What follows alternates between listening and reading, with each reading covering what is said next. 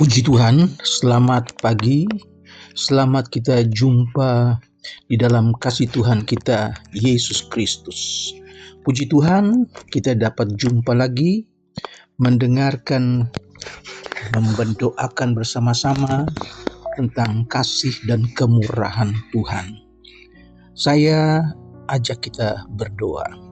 Bapa yang ada di dalam sorga, kami datang kepadamu Tuhan, melimpah dengan syukur buat hari ini.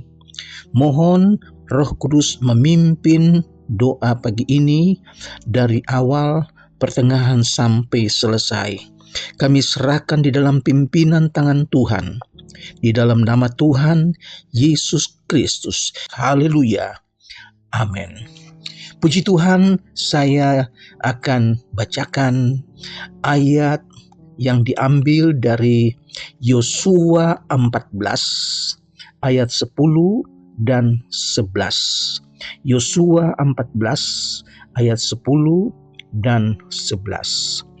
Jadi sekarang sesungguhnya Tuhan telah memelihara hidupku seperti yang dijanjikannya. Kini sudah 45 tahun lamanya sejak diucapkan Tuhan firman itu kepada Musa. Dan selama itu orang Israel mengembara di padang gurun. Jadi sekarang telah berumur 85 tahun aku hari ini.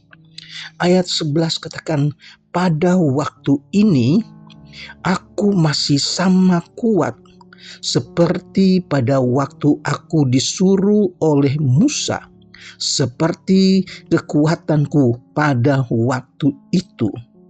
Demikianlah kekuatanku sekarang untuk berperang dan untuk keluar masuk. Puji Tuhan, ini adalah kesaksian dari seorang yang bernama Kaleb bin Yefune, orang Kenas, salah seorang mata-mata dari ke-12 orang yang dikirim untuk menjadi mata-mata di negeri Kanaan. Terdapat di dalam Bilangan pasal 14, saudara-saudaraku. Dan di antara 12 mata-mata, hanya Yosua dan Kaleb yang percaya bahwa bangsa Israel dapat merebut negeri itu, dan mereka berdua mendapat pahala karena imannya. Hanya 2 dari 12 orang. 10 orang mengatakan bahwa mereka tidak mungkin dapat menaklukkan Kanaan karena orang-orang Kanaan besar-besar, pemakan-makan orang, saudara-saudara. Berita yang sangat menakutkan yang membuat umat Israel menangis, sedih dan ketakutan. Tetapi puji Tuhan, Yosua dan Kaleb beriman kepada Tuhan dan mereka katakan, kami dapat menduduki, kami dapat memenangkan, kami dapat merebut negeri ini. Haleluya. Dan mereka berdua mendapat pahala karena imannya. Puji Tuhan, saudara-saudara, Kaleb tetap setia kepada Allah dan menerima sepenuhnya milik pusaka yang dijanjikan Allah kepada Kaleb. Haleluya, saudara. Tetapi Kaleb ketika membanggakan kekuatannya yang sudah usia 85 tahun, kekuatannya tidak berubah selama 45 tahun yang lalu, 40 tahun, saudara. Tetapi zaman sekarang kita hidup berbeda dengan di zaman Kaleb. Kalau zaman Kaleb, mereka berperang dengan pedang dan tombak. Tetapi kita sekarang ini di zaman perjanjian baru, kita berperang dengan kuasa Allah, menggunakan kuasa yang ada dari Allah yang dapat mematahkan kuasa iblis yaitu penguasa-penguasa di udara. Puji Tuhan, saudara-saudara, sebelum Yesus terangkat ke sorga, dia berpesan kepada murid-muridnya untuk tetap tinggal di Yerusalem untuk menantikan janji Bapa. Dan di dalam Kisah 1 ayat 8 dikatakan bahwa tetapi kamu akan menerima kuasa kalau Roh Kudus turun atas kamu, dan kamu akan menjadi saksiku di Yerusalem, di seluruh Yudea dan Samaria, bahkan sampai ke ujung bumi. Ini Yesus sendiri katakan sebelum dia naik ke sorga. Jadi Tuhan tidak menjanjikan kekuatan fisik seperti Kaleb yang sejak 40 tahun dia hidup, kekuatannya masih tidak berubah. Tetapi yang Tuhan janjikan adalah kuasa. Haleluya, saudara. Kuasa untuk menjadi saksi Kristus. Di dalam 2 Korintus pasal 10 ayat yang keempat, Paulus katakan, kami tidak berjuang secara duniawi, karena senjata kami bukan senjata dunia, tetapi perjuangan kami adalah perjuangan yang dilengkapi dengan kuasa Allah yang sanggup merobohkan benteng-benteng. Puji Tuhan. Efesus 6 ayat 12 katakan, karena perjuangan kita bukanlah melawan darah dan daging, tetapi melawan pemerintah-pemerintah, penguasa-penguasa, dan melawan penghulu-penghulu dunia yang gelap ini, dan melawan roh-roh jahat di udara. Puji Tuhan. Dan saat ini orang-orang percaya berperang secara rohani, yaitu dengan kuasa Roh Kudus. Saudara, Simson dengan kekuatan fisiknya yang luar biasa ditakuti lawan-lawannya, tetapi ternyata Simson dengan kekuatan yang hebat itu ditaklukkan oleh rayuan Delila yang menipu Simson, sehingga Simson ditaklukkan, ditawan, diikat dengan rantai besi, kedua biji matanya dicungkel, dan Simson menjadi buta. Dia menjadi tawanan, menjadi bahan tertawaan orang-orang Filistin. Nah, Tuhan Yesus memberikan seorang penolong, yaitu Roh Kudus yang akan menyertai kamu selama-lamanya. Dan kita tetap kuat di dalam Kristus sampai selama-lamanya. Haleluya. As strong as ever. Haleluya, saudara. Kaleb tetap setia kepada Allah. Dia menerima sepenuhnya milik pusaka yang dijanjikan Allah.